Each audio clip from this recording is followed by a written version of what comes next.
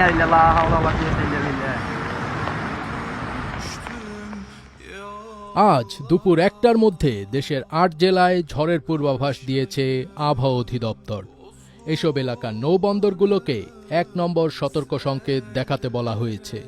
একই সঙ্গে এসব এলাকায় বজ্রসহ বৃষ্টিও হতে পারে বলে জানানো হয়েছে।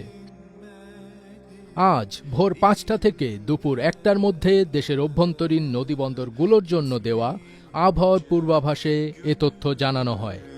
আবহাওয়াবিদ ডক্টর মোহাম্মদ ওমর ফারুকের স্বাক্ষরিত বিজ্ঞপ্তিতে বলা হয়েছে, ময়মনসিংহ, বরিশাল, পটুয়াখালী, কুমিল্লা, নোয়াখালী, চট্টগ্রাম, কক্সবাজার এবং সিলেট অঞ্চলসমূহের ওপর দিয়ে দক্ষিণ অথবা দক্ষিণ পূর্ব দিক থেকে ঘণ্টায় ৪৫ থেকে ৬০ কিলোমিটার বেগে ঝোড়ো হাওয়া সহ অস্থায়ীভাবে বৃষ্টি অথবা বজ্রসহ বৃষ্টি হতে পারে।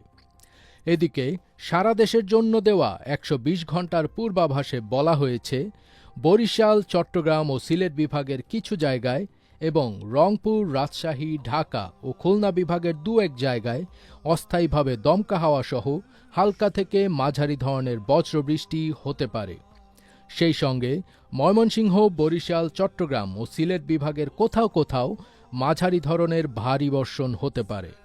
এ অবস্থায় সারা দেশে দিন এবং রাতের তাপমাত্রা সামান্য বৃদ্ধি পেতে পারে।